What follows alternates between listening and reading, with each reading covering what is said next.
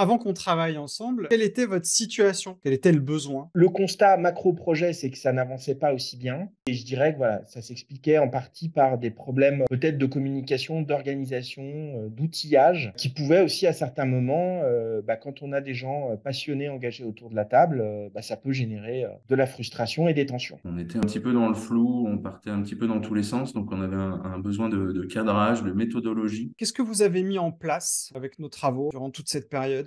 Des outils et des rites. On a mis en place un Kanban, un flux, projet, qui, permettent d'avoir, input des idées, à output une recette de fonctionnalité. Des rites, c'est comment on l'exploite dans la vie projet et puis je dirais que ce qu'on a aussi mis en place, c'est une phrase que tu emploies souvent et qu'on emploie souvent du coup, enfin pas toujours moi, mais ceux avec qui je travaille, c'est, il faut, commencer par finir et finir de commencer ou un truc dans ce style. Attends, commencer par finir et finir de commencer. Voilà. Et donc, effectivement, de pas avoir 28 tâches en cours, on en clôture, on en remet, dans le flux. Tout ça paraît évident quand on le dit, mais sauf qu'avant, on le faisait pas. Quel résultat, quel impact aujourd'hui vous avez obtenu grâce à ça? On est beaucoup mieux organisé, on donne un peu plus de visibilité aussi aux équipes.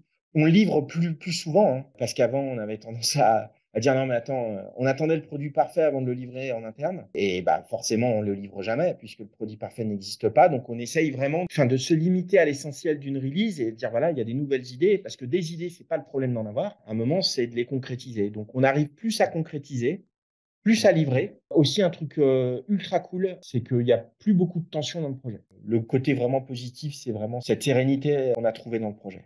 Voilà, c'est très positif. Le premier impact, c'est beaucoup plus de sérénité, de facilité de communication entre les différents intervenants du projet, entre le côté technique et le côté plutôt spécification, besoin métier. La communication s'est grandement fluidifiée. En termes de visibilité aussi du projet, découpage en release, etc., qui nous permet de nous projeter à plus long terme, ce qui n'était pas du tout le cas auparavant. Je dirais que c'est les deux avancées majeures pour nous. Que tu as souvenir de surprises, de faits marquants pendant cette période d'accompagnement? Non, pour moi, la mise en place du Kanban, elle a été, décisive, en fait et on avait déjà un Kanban avant, hein. On n'a pas découvert le Kanban avec toi, mais aujourd'hui, les règles qu'on a mis en face du Kanban, c'est-à-dire, les étapes du workflow, la gestion du Kanban qui est de dire, voilà, j'ai pas 28 tâches en cours.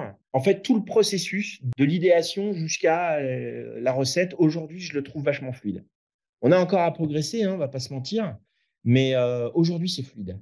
Tu nous invites à exposer les problèmes et à partir de ces expressions de points de douleur ou autres, tu arrives à pointer très rapidement les points d'amélioration, ce qu'on pourrait tester, des suggestions de choses à faire de notre côté, en nous encourageant à le faire et à te refaire un feedback derrière pour savoir si ça fonctionne. Donc, j'aime bien ce système de boucle un petit peu itérative, de points réguliers.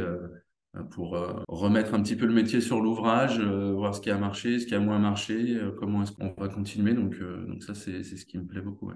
Je me dis que tu as eu la posture d'un psy, non, mais qui pose des questions, en fait, et on a trouvé nous-mêmes les réponses qui pouvaient sembler évidentes, mais c'est un moment, il faut savoir poser les questions. Tu nous as aidés à trouver les solutions, mais elles sont souvent venues de nous grâce aux questions que tu poses. Et on sait que quand la solution vient de la personne, elle a beaucoup plus de chances d'être appliquée que quand on nous l'impose.